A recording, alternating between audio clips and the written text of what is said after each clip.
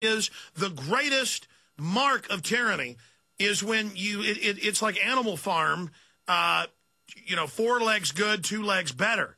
I mean, this is just unbelievable. Say that again. I'm doing a double take here. There's something called a sort of there's a notional sort of international tax which is put on the bureaucrats.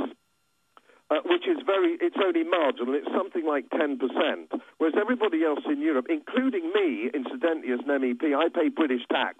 I pay about 45% of my income in tax. But the actual bureaucracy which makes the laws, so the people who actually make the law do not pay taxes as ordinary individuals. They pay very marginal tax. They also don't pay VAT, so they drive big Range Rovers. They buy a brand new Range Rover or Mercedes and BMW, and there's no VAT. Now, VAT on the continent on a car is 20%. So imagine an immediate 20% discount on your new car.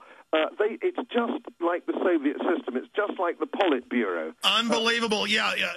Everybody's standing in sausage lines, but all the communist officials have 2 or 3 villas and racehorses. So they are exempt. They are a superclass who give themselves immunity from taxes, just like Interpol and the UN can run around the world engaging whatever crimes they want, and they're given diplomatic immunity. This is the internationalist superclass that Rothkopf talks about in his book, Superclass. Our final segment with our amazing guest, European Union Member of Parliament. Men, are you urinating more frequently? Do you wake up to urinate? Don't ignore your prostate health. See you. By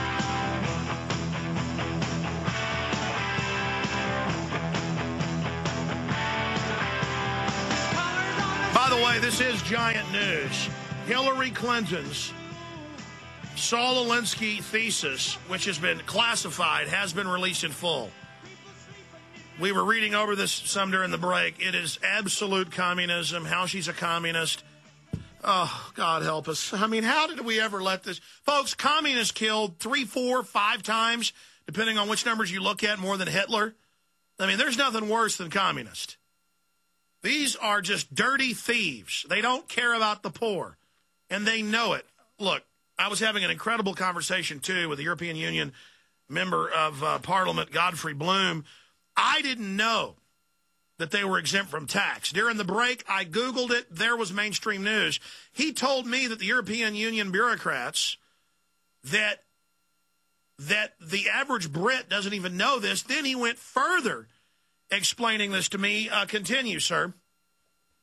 Yeah, they don't pay any tax. They pay a standard basic rate of tax, which is a minimal amount, like 10%. It's a token amount. They don't pay any sales tax, as you call it over there, when they buy a new car, which is 20%. So their new Mercedes is 20% cheaper than anybody else's.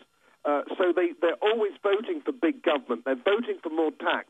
They're voting for more spending, and yet they don't contribute to any of this.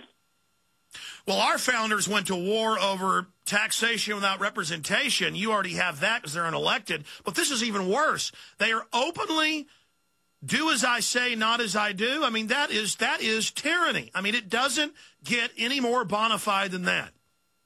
It's interesting you made a point earlier, Alex, about the East Europeans. You know, some of the East Europeans who weren't part of the communist regime, the ordinary working people in places like Poland and the Czech Republic, are suddenly beginning to realize what they've stepped into. And it was the Czech president, President Klaus, on his outgoing speech in the parliament, said, you know, I know all about this. I went to prison under the Soviet regime, and what we're seeing is a Soviet regime. The European Union is totally modeled on the Soviet system.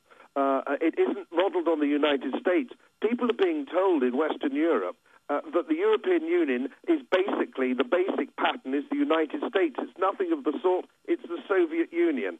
And all these things I've been talking about today prove it, do they not? And for those that haven't studied this parliamentary setup and the bureaucracy, it really is set up like the Politburo. It really is set up to do whatever it wants, whenever it wants. It really is dictatorial. And now they're saying they have EU arrest warrants, and Obama has amended the Interpol agreement to allow them to do basically whatever they want inside the United States. If the European arrest warrant, well, if somebody says, say in Austria, for example, that they don't like gypsies, and that's considered to be xenophobia under the Austrian law, they can arrest you when you go home with a European arrest warrant. They don't need a magistrate's warrant. They don't need a prima facie case. There's no concept of habeus corpus, so they can arrest you. A foreigner can arrest you. He can take you to Austria. They can imprison you without charge for as long as they like. And this happened to an Englishman only about 3 months ago. And people were saying, how on earth could this happen? And it's happened because nobody knows about it. There's a deliberate disinformation, and most of it stems from our own BBC, our own British Broadcasting Service, which had such a wonderful representation in the war and post-war, has now been taken over by these people. And so people just don't know. And, of course, information, and Stalin said, knowledge is power. And if people don't have the knowledge, and they won't find it in the newspapers, and they won't find it on BBC, they're going to have to work to find it, that it's not that difficult. You just have to make an effort. Well, he's an economist. He's a member of the European Union Parliament. He's Godfrey Bloom.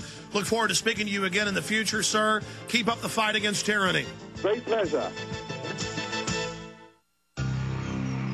Thank you for listening to